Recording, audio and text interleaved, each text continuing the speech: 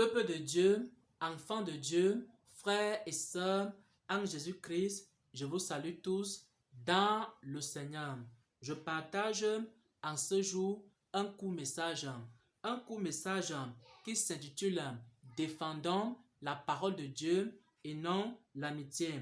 Défendons la vérité et non l'amitié. » Pourquoi? Parce que le Seigneur m'a fait comprendre que de plus en plus, les chrétiens défendent leur pasteur au détriment de la vérité.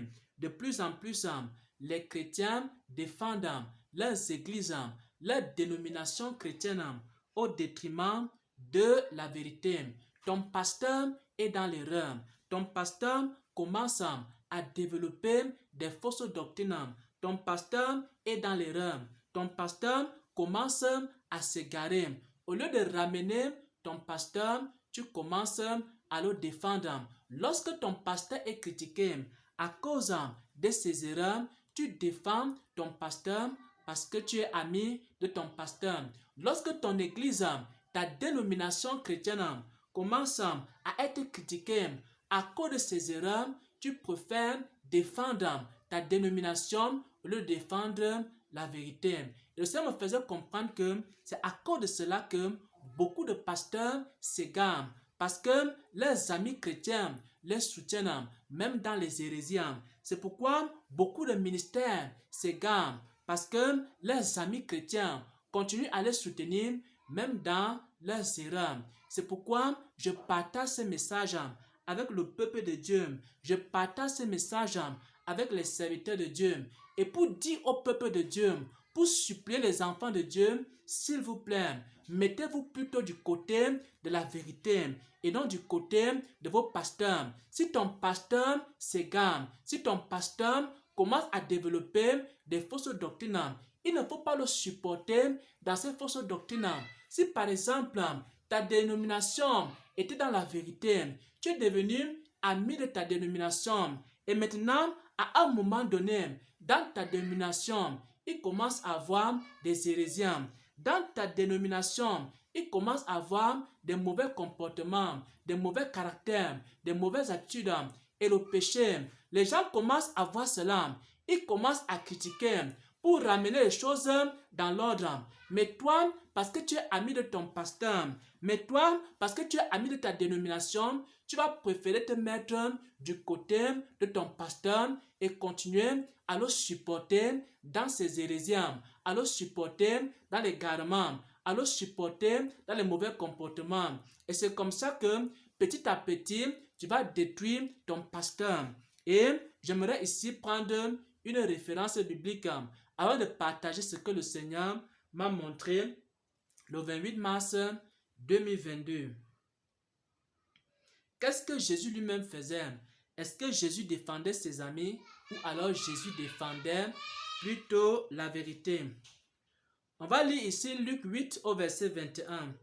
Luc 8 au verset 21, il est écrit: Mais Jésus répondit: Ma mère et mes frères, ce sont ceux qui écoutent la parole de Dieu et la mettent en pratique.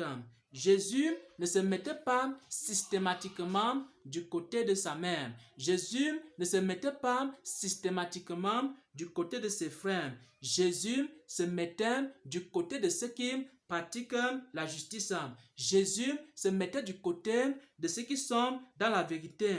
Jésus a donc commencé à monter ses disciples et a dit que voici ma mère, voici mes frères. Donc ta mère et tes frères, ce sont ceux qui pratiquent la parole de Dieu. Si ton frère commence à s'égarer, mon frère, ma soeur, ne supporte pas ton frère dans l'erreur. Si ton pasteur commence à s'égarer, mon frère, ma soeur, ne supporte pas ton pasteur dans l'erreur. Tu vas supporter ton ami pasteur, mais tu vas détruire ce serviteur de Dieu. Tu vas supporter ton ami prophète, mais tu vas détruire ce serviteur de Dieu. Tu vas supporter ton église que tu aimes tant, mais tu vas détruire cette église-là. Parce que à force de supporter un homme dans l'erreur, à force de supporter un homme dans l'égarement, à la fin, il va continuer à s'égarer davantage jusqu'à ce qu'il sera complètement égaré, jusqu'à ce qu'il va sortir complètement de la vérité.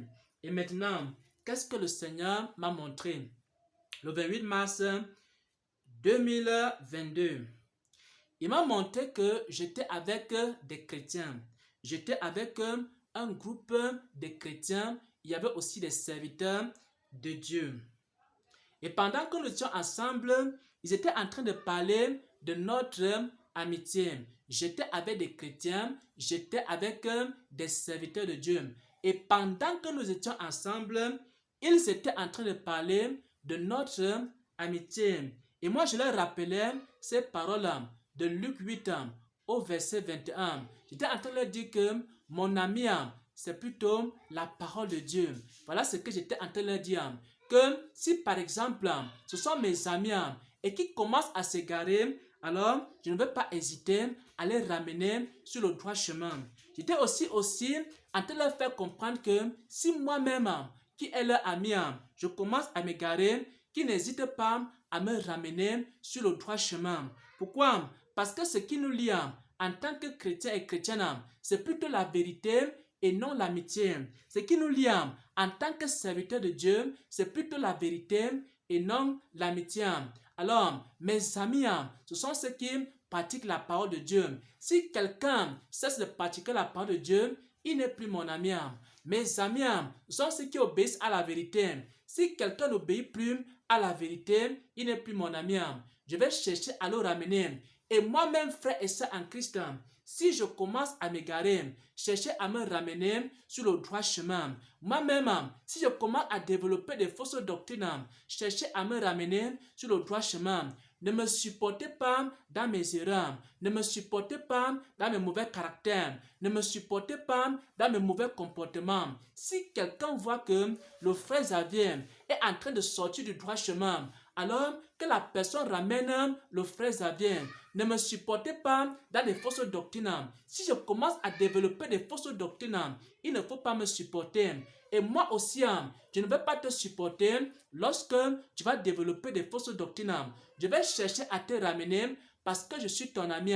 Et parce que mon ami, c'est celui qui pratique la parole de Dieu. Si tu persistes dans ton erreur, si tu persistes dans ton égarement, je vais me séparer de toi. Pourquoi? Parce que mon ami, c'est la parole de Dieu. C'est exactement ce que j'étais en train de dire dans ce songe. Frères et sœurs en Christ, nous ne sommes pas ensemble parce que nous sommes des frères et des sœurs dans la chair. Nous sommes ensemble parce que ce qui nous unit, c'est la vérité. Nous sommes ensemble parce que ce qui nous unit, c'est la parole de Dieu. Si quelqu'un met de côté la parole de Dieu, alors nous ne sommes plus frères, nous ne sommes plus sœurs. Si quelqu'un met de côté la parole de Dieu, alors nous ne sommes plus des amis.